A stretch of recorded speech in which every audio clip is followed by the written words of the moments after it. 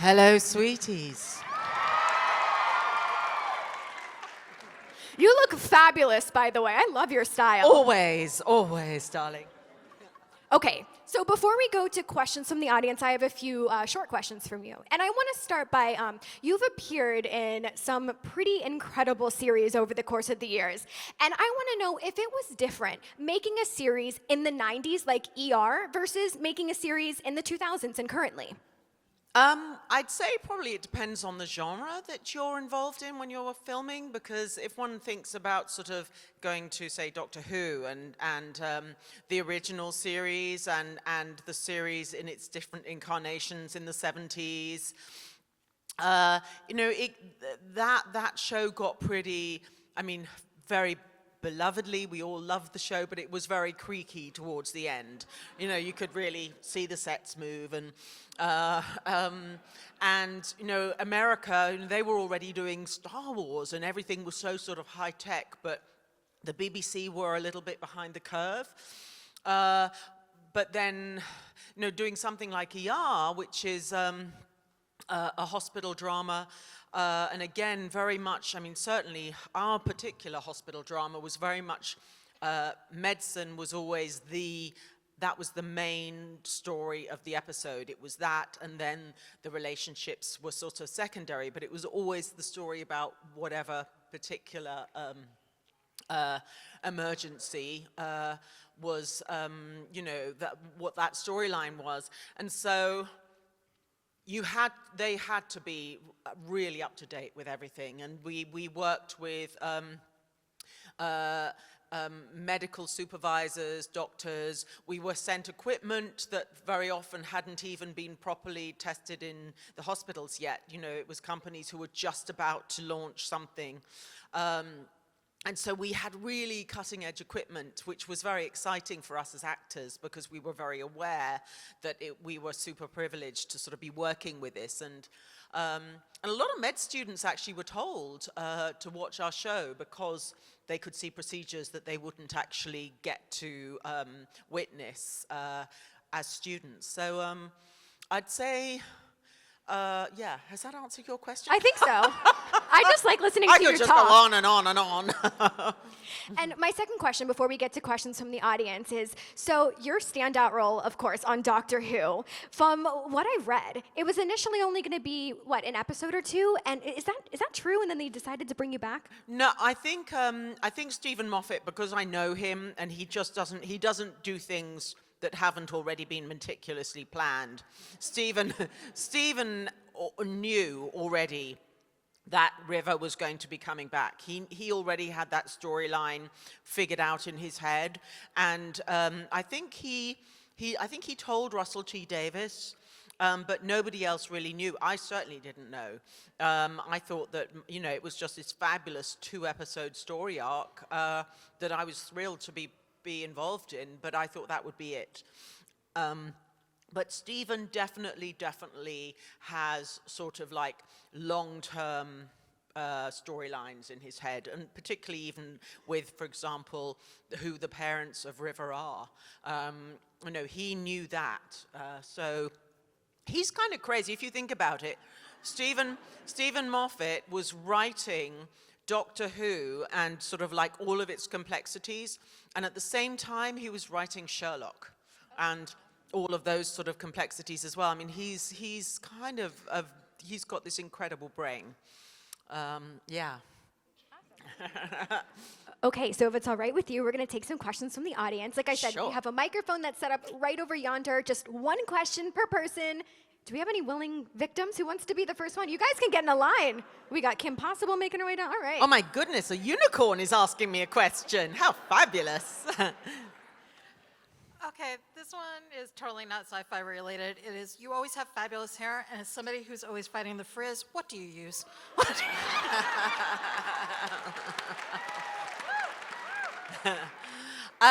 Do you know what? I try lots of different things, because actually it really depends what the climate is that I'm in.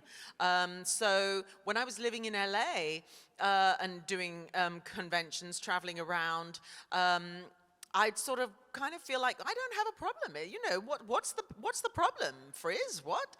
And now that I'm back in England, it's like, oh my God, no, my hair is just sort of like twice the size when I'm in England, and it sort of absorbs all of the moisture. So it is a problem. I think I've got to start bringing out my own products or something, and getting involved. You know, forget the perfume and all that sort of stuff. I'm gonna get some shampoo on the shelves. But buy it. I try all sorts of different things. I can't even remember what I'm using right now because it's something new that somebody sent me, but it's trial and error, basically. Trial and error. What can I say? And a good set of curling tongs. Thank you. Hi. Hi. Now that we all know the Doctor is female now, and we all know that River loves the Doctor, but do you think River would still love her even though now she's a woman? Hell yes. What? I've got to meet my second wife after all. My first wife was Cleopatra, so yes, I mean the Doctor is the same spirit. The Doctor is the Doctor, irrespective of whatever skin is shed and whoever the Doctor becomes, regenerates as. So, as far as I'm concerned, bring it on. Thank you. Hi. My question is, so as a child, what books or stories sort of inspired you? And how does that compare to books or stories that you enjoy now? Oh, that's a really interesting question. I've never been asked that before. My mum's German, so I grew up very much in the tradition of fairy tales. So the Brothers Grimm, Hans Christian Andersen, and very much sort of like, I have a very, I think, strong fantasy world in my head. I always did as a child. And so she would sit and tell the stories, and I would sort of go to those places. And of course, a lot of those stories always take place sort of a house, and there's a dark wood, and, you know, it's all very Freudian. But I sort of loved those stories that kind of were a little bit sort of scary, but she was telling me the stories in a safe space. And in fact, actually, when I started watching Doctor Who as a child, which every English child does, it would be the same thing. It would be watching something that was scary, but you'd watch it from the safe space behind the sofa or through the crack in the door or something like that. But compared to now, I think I still like, oh gosh, actually, yeah, I mean, I'm not a kind of like it's funny, I'm not a romance reader. I prefer factual things, historical. What am I reading? Oh, the Testaments I'm reading at the moment, Margaret Atwood, which is obviously fantastic, and I don't want it to end. So, I mean, reading is so important, so that's one thing. I know we have a president that doesn't believe in it, and but I say get a book and start to read. Thank you. Hi. Hi. So I don't know if you've heard about the kind of phenomenon that is super Who-lock, the combination of supernatural Doctor Who and Sherlock. Ooh, no, I haven't heard of that. I know you already know Stephen Moffat, Mark Gatiss for Sherlock, so I was wondering, I don't know how much you know about Supernatural, but on Supernatural there's lots of different types of monsters, angels, demons, hunters who take care of the problems when they misbehave, different types of monsters. Which one of those do you think you'd have fun playing on that show? A werewolf. Oh. Is there a werewolf on that yes, show? yes, there are werewolves. Oh, yeah. They eat people's hearts. Oh, maybe not. I don't know.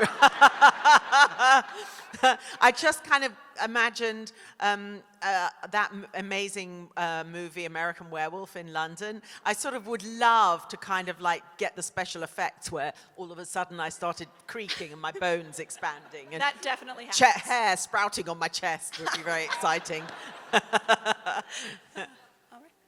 Thank you. Okay, I'm going to ask someone a question. So you got to put up your hands, okay? Which century was Captain Jack Harkness born? Ooh. Okay, well, there's the lady who's going to ask me a question back. Okay. Tell me. I believe, was it the 52nd?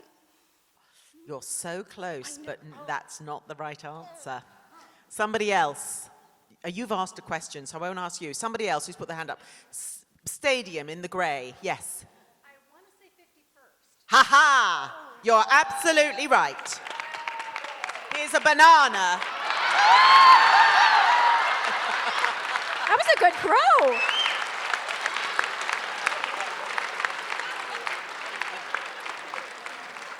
Next question. Hi. So throughout the course of Doctor Who, you were able to work with different doctors and companions. How would you say that experience was for you? Oh my God, it's fantastic. I'm not going to say it was fantastic. I'm going to say it is fantastic. Putting it out there. Yes, because as I said earlier, I mean, the Doctor is the same spirit and just regenerates sort of the different sort of outward skin. But of course, every actor that plays the Doctor brings a new, it's almost like they bring a new facet, or it's a particular facet or side of that spirit that you suddenly get to see. And for example, with David, you know, David's Doctor was sort of just starting in a funny sort of way to explore his feelings, his emotional feelings, and that sort of that exploration, in a sense, went further with Matt Smith's Doctor, and you know, so the Doctor is evolving all the time. It's a little bit, it's more interesting in a funny sort of way playing with the different companions, because there is always that slight element of, well, who are you? And he's my Doctor. And and that's fun to play with the actors. It's a joy. It's an absolute joy. Thank you. Thank you. Okay. If you could pick one person from a show that you've been in the past, who would you most like to work with again? Oh. Oh my gosh, that's very hard. Does it have to be television, or can it be theatre as well? Anything? Oh my God, that is really hard. I mean, I've worked with so many fabulous people. I mean, I could tell you much more easily who I would never want to work with again. Oh, wait, tell us. But I'm not going to. That would be fun to hear too, though. I mean, I love working with Matt and Arthur and Karen. I mean, I'd love to work with them again. It would be so fantastic. Kenneth Branagh, I did Macbeth with him. And then we also did a charity performance of The Crucible. I'd love to work with Ken again, because he's just such a consummate actor, and you learn so much working with him. Oh God! I mean, the cast of ER. I mean, there's so many fantastic people. Yeah, there is one who I really would never work with again. Not from ER, but I'm not going to tell you. Thank you. What does it rhyme with? I can't even say that because you're. Yes. Hi, and thank you for everything. Oh, my pleasure. I feel like the answer to this question may be fairly obvious, but I want to ask it anyway. Okay. What is your love what is your happy place when Alex has time for Alex? What do you do? Oh my God! You said this is very obvious. Well- What do you think I do? Well, Where do you think my happy place is? you're so skilled at what you do. I feel like you have a passion for acting. I feel like that's easy. I feel like you share yourself very well. You throw yourself into your characters. I feel like it's kind of easy to say that acting and making those bridges would be your love. Yeah. But maybe I'm wrong. Maybe it's unicorn-shaped cupcakes. Maybe it's Oh, that's so sweet. maybe it's running around Darling, with ribbon. not my corn cake cupcakes. No, I'm standing up now to answer your question. I mean, I do love what I do. I absolutely love what I do, and I think it's really important if one can, and I know it's not always possible, but I think it's so important to have a job that you love. And it doesn't matter what it is, but that you actually really love doing it and love going to work, because ultimately it's what you're going to spend most of your life doing. So you've got to enjoy it. But my happy place, I have a dog who I adore, and I rescued him from a Comic-Con in Miami. And I love him so much, I call him my son. No. So I love walking the dog. I love being outside in nature. So I have sort of like a secret getaway place in the mountains, and I love being just away in nature. I love foraging for mushrooms. Wow. Oh my God, I love doing that. And painting. Oh. I paint. That's like my meditation. So there you go. Thank you. You're welcome. Right, I have another question. This is quite an easy one, all right? So what's Clara's surname? Lady in the Hat. You are right. Have a banana.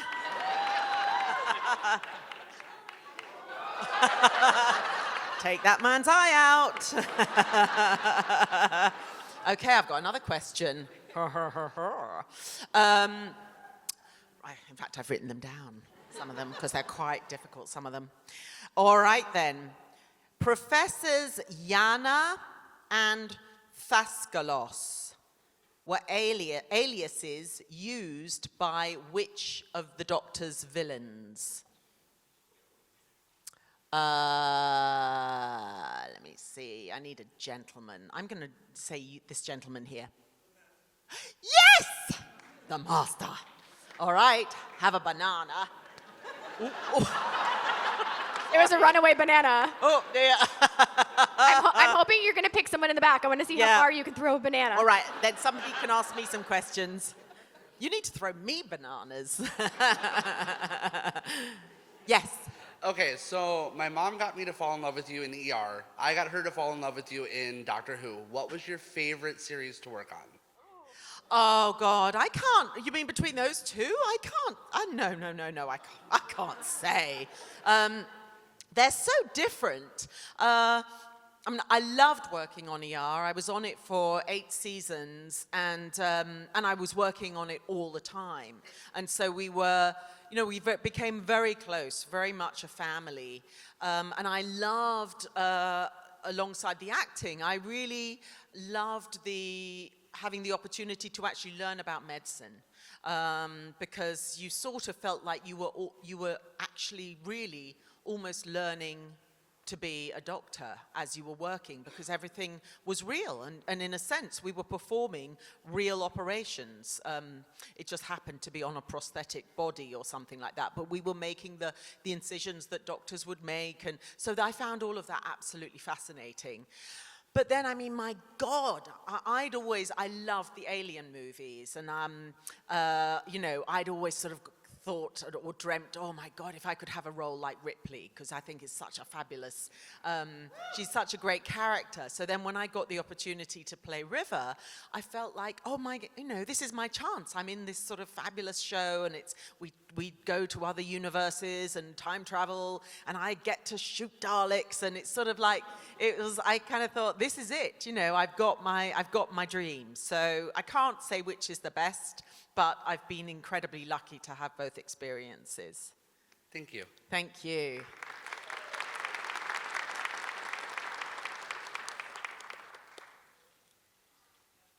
Nice hair.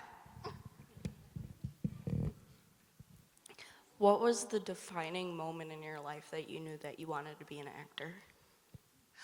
I didn't have one.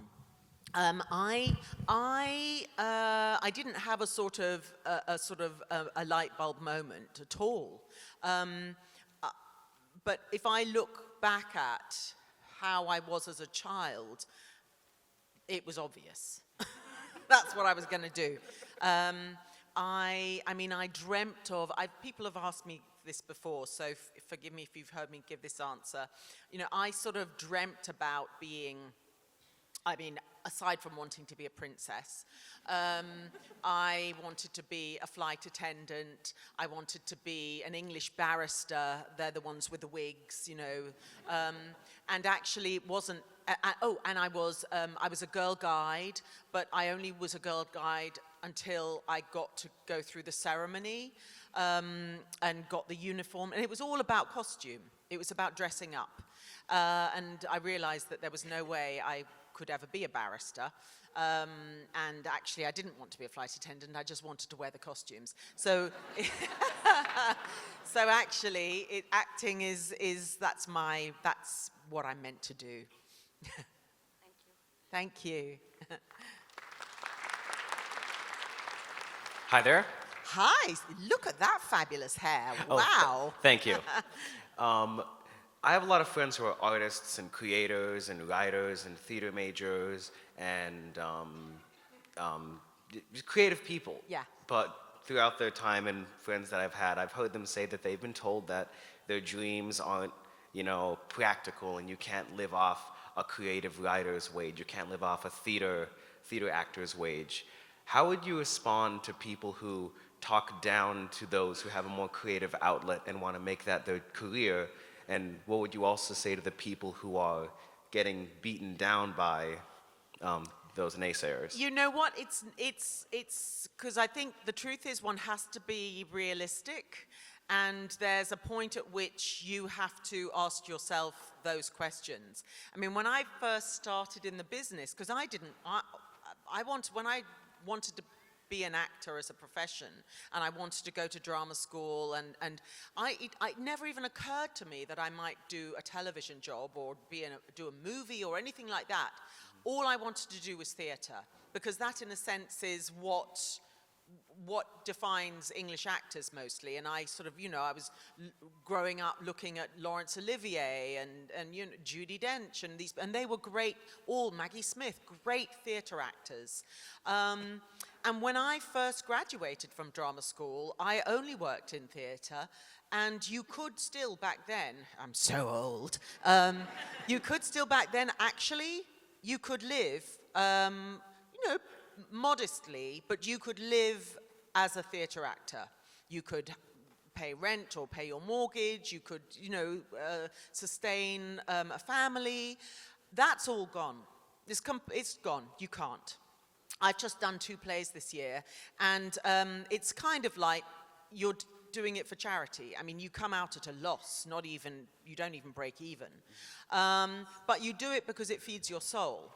But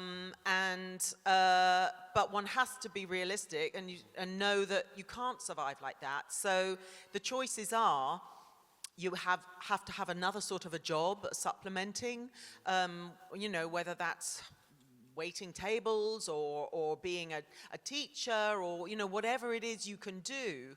Or if you're lucky enough, I mean, I have been incredibly lucky to actually be able to live off my career without having to do anything else. But I have lots of friends who had to give up, including my sister. But they made the decisions themselves. There's a point at which you go, I can't live this life anymore. I want a more comfortable life, and I'm going to do something else. And I have no regrets. I tried, but it just didn't work. And then you have to sort of try and find a way to keep your need for a creative outlet satisfied. It's not hard. I mean, it's not hard. It is hard. It's not easy. And if I knew then what I know now, I might have been too terrified to even take that step. But don't stop trying until you're ready to stop trying. Thank you. Thanks. Thank you. Okay, another question. Hello. Thank you for coming to the great state of Minnesota. I just want to say, on behalf of all us Minnesotans here, thank you. Hello. Coming out here. Thank you for coming to our great state, even though it's kind of cold. Great. Is there ever any talks about, I know we all don't want the Doctor series to end, but is there ever any talks about how the series would totally end, like a final finale of the Doctors? Well, if there is, I'm not included in those talks. Well, when you talk to Stephen Moffat or anything, did they ever bring up some brainstorming sessions where they... Oh, God, no. Stephen keeps everything really, really close to his chest. He doesn't tell anybody anything unless they need to know it. So, like, for example, when he was writing the storyline about River's parents, it was 6 months before that truth was revealed. He told me, but I wasn't allowed to tell anybody else, so I had to hold on to that secret for all that time. Okay. But they wouldn't tell you, because it would be, if something like that got out, then it's no fun for anybody. So for sure, long live the Doctor. Yeah. Well, thank you for coming to Minnesota. Thanks and everything. Thank you. Right, now I have a question. Okay. Okay. What is River Song's first line to the Doctor in Time of the Angels? The woman with a hand up. Hello, sweetie? No. Yes, lady with the glasses. Yeah. You get a banana!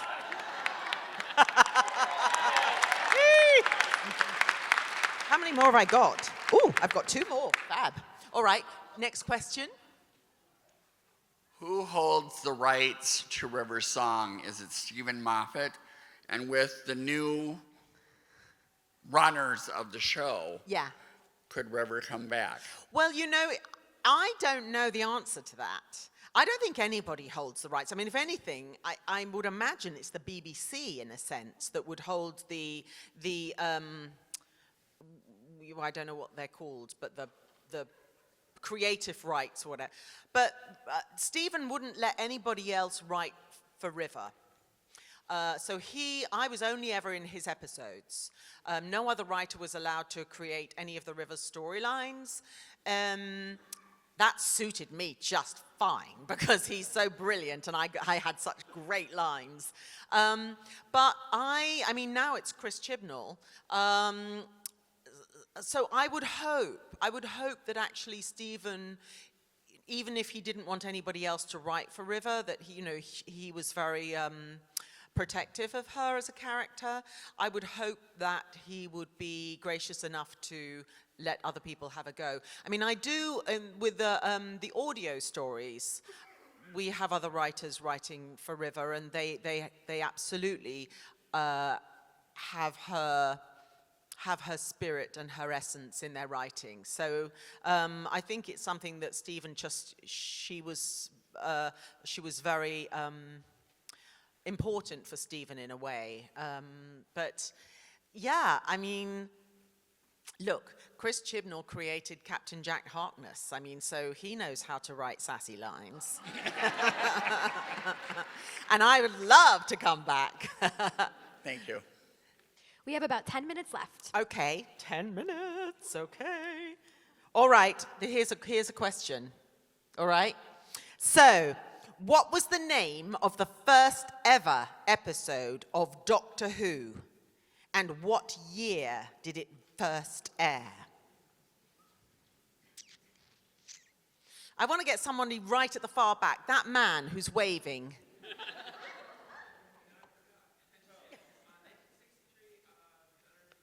Oh my God, you got that right. Okay. Shall I? Okay, I'm not going to be able to throw that far. So you'll. Oh, look, he's coming down. Perfect. Come on. Come on down. Come on down.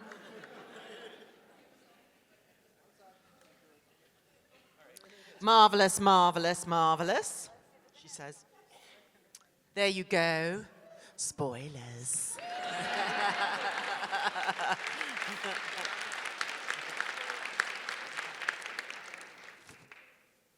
Okay. Yes. So you know how there's many like TARDISes over the years? What is your favorite out of all of them?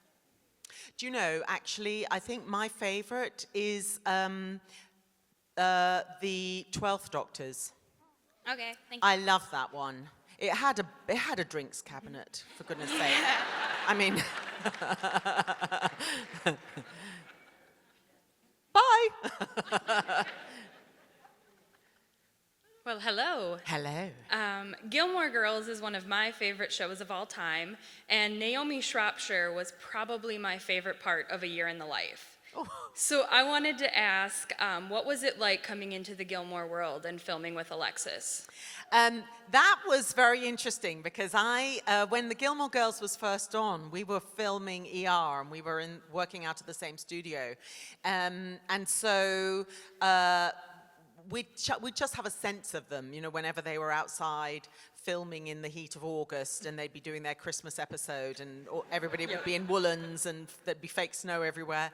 But I had no idea what a reputation the production had and how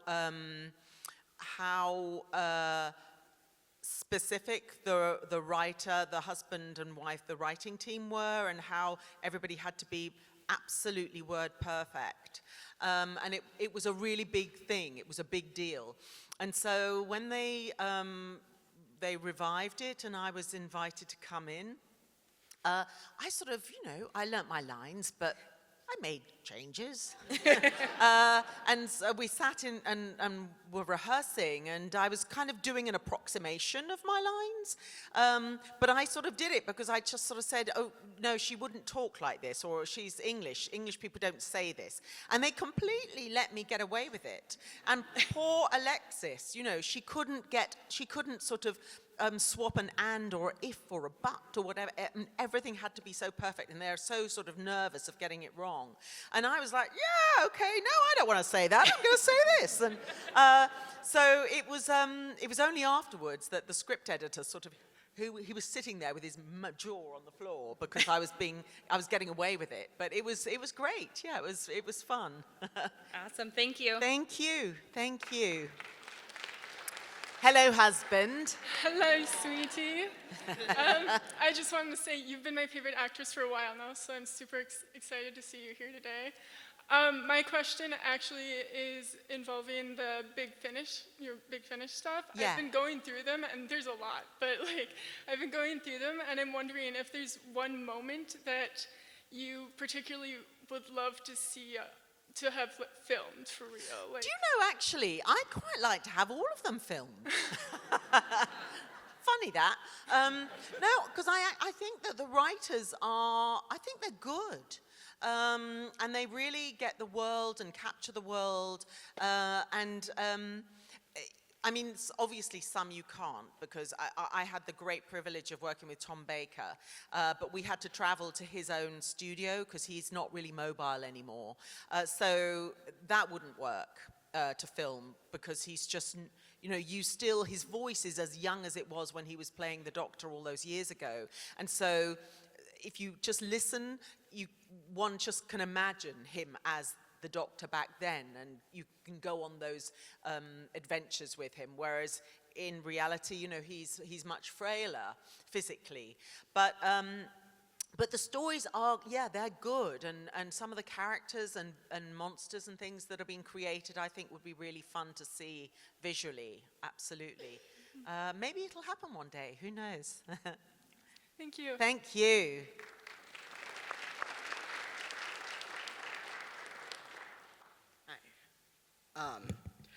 I was curious if there are like companions and doctor combinations that you. Are you dressed as me? I was hoping you'd ask that. Yes. The hair. I woke up with the hair though. But yeah, this is my first convention, so I'm. Oh my God, Yeah. you're a virgin! Yeah, and I'm here alone. So so I'm really happy to have this opportunity. But I wanted to ask you if there are doctors or companions that you never got a chance to work with, or like the River Song was never part of their story, that you would have liked to be a part of. Oh, Rose, for sure. Yeah. I love Billy. I mean, we've gotten to know each other on the convention circuit, and I would have loved to have had an opportunity to work with her. Absolutely. And when I was very, very small child. In fact, I was still an idea in my parents' head. I liked Jo Grant, who was, she was the companion for John Pertwee. And in fact, Katie Manning, I actually got to meet her at a convention as well, and I was a little bit starstruck because she was my favorite when I was a girl. But yeah. I want you to come and stand here. I'm not done with you. You're going to stand there. You can sit for a bit. Okay, next question. Hello. So I'm going to be the one with the not Doctor Who question. We did not get to see nearly enough of you on Arrow, but it was fantastic. And what I'm wondering is if there was ever any talk of doing the mother-daughter both being Black Canary storyline, or what your Black Canary might have looked like had that happened. Hell, I was the original Black Canary. My character was the original Black Canary, but I wasn't ever allowed to play it. It had to be my girls. Oh my God, I would have thigh-high black boots for sure. Very tight corset. I would have loved to have been the Black Canary, but you know, it's ageist, I guess. I'm happy to be the mother of the Black Canaries, but yeah, I wish I'd had more storylines, you know, been more involved. But hey ho, that's the way it goes. It's fine. Are there any more River cosplayers here in this room? Come here. Come on here. Thank you so much. I want the River cosplayers right now. While they're coming, you can ask me, sorry, I shouldn't have said that. You can ask the question while they're walking down. Thank you. Yes. Since it looks like I'm the last one and it's my birthday today. Oh my God, happy birthday. Thank you. I was wondering if I might ask three, since, like I said. We literally have 2 minutes left of this panel. I'll so make it quick. One of three. First, do you collect any of the memorabilia that has River in it? No. Okay. Second question. Second, what was your favorite moment of working with Matt Smith? Kneeing him in the bollocks. Third question. Okay, and in the spirit of your questions, what was the name of the ship that crashed that had the Weeping Angel in it? Oh, for God's sake, is it the Byzantium? Yes. All right. Okay, so they all think that they are River songs, so to win a banana, you have to vote, okay? I want you all to say, I'm going to hand you the microphone. I want you to say in your best River English accent, I've dated androids, they're rubbish. I've dated androids, they're rubbish. Pass along. I'm gonna pass. You go. I've dated androids, and they're rubbish.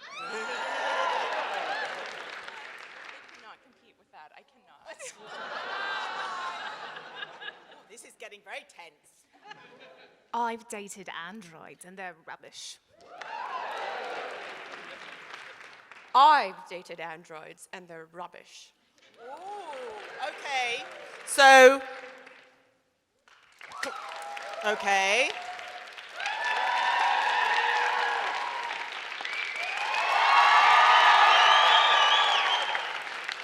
Oh, okay, you can sit down. You can sit down. Oh, it's going to be a talk off now. Okay, you got to do it again. You have one more chance, okay? I've dated androids and they're rubbish. I've dated androids and they're rubbish. I've dated androids and they're rubbish. You've already got a banana. Oh, well, I'm giving it to you then.